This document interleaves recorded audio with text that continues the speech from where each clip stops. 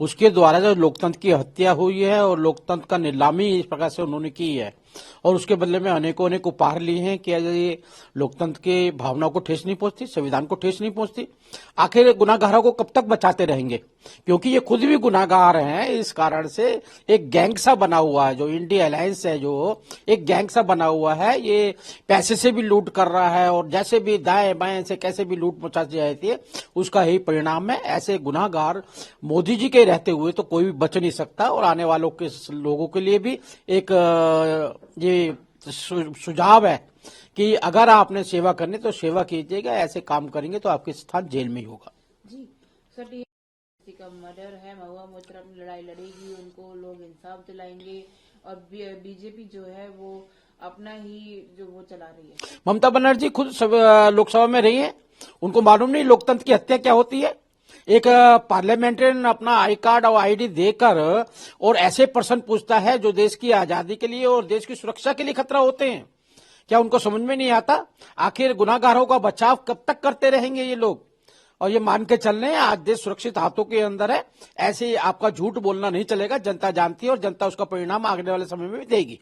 जी, कांग्रेस के एमपी हैं, उनके घर से इतना अमाउंट निकला है, अभी काउंटिंग चली रही है।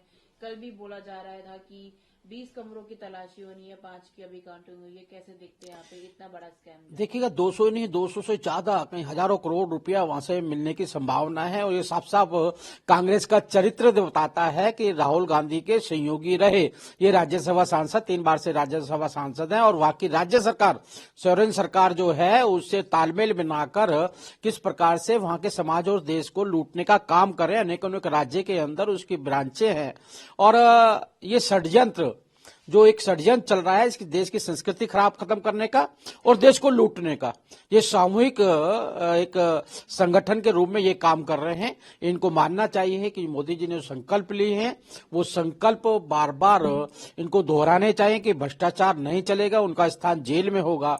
इस प्रकार से जो भी कहीं भी कैसे भी भ्रष्टाचार करेगा, चाहे कितना भी बड़ा क्यों ना हो, उनको सबक सिखाना हमारी सरकार का काम है।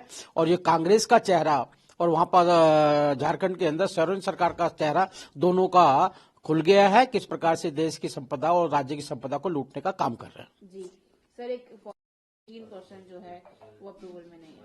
देखिए, हमारे लिए बहुत खुशी की बात है, देश के लिए खुशी की बात है, देश के नागरिकों के लिए खुशी की बात है।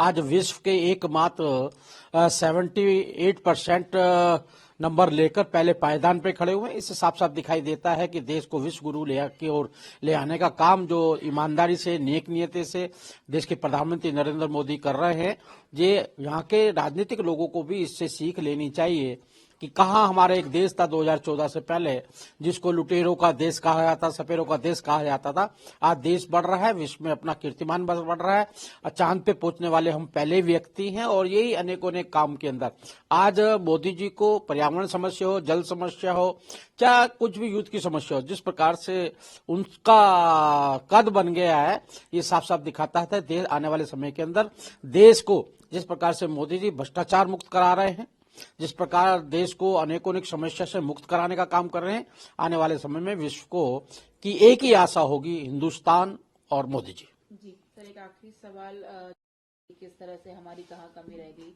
अब जो इस तरह की मीटिंग हो रही है उन पर आप क्या बोलना चाहेंगे? पहले भी और बाद में भी ये कोई आकलन करने की आवश्यक नहीं है। जब तक ये कांग्रेस का खानदान, जो लुटेरा खानदान है, जो एटीएम की तरह यूज करता है राज्य सरकारों को और उनसे पैसा लूटने के लिए आगाह करता है कि आप पैसा लूटिए, हमें भेजिएगा, जब तक ये चलता रहेगा तो मुझे लगता नहीं कि आज की जनता समझदार हो गई और जनता समझदारी का जवाब वोटों से देती है।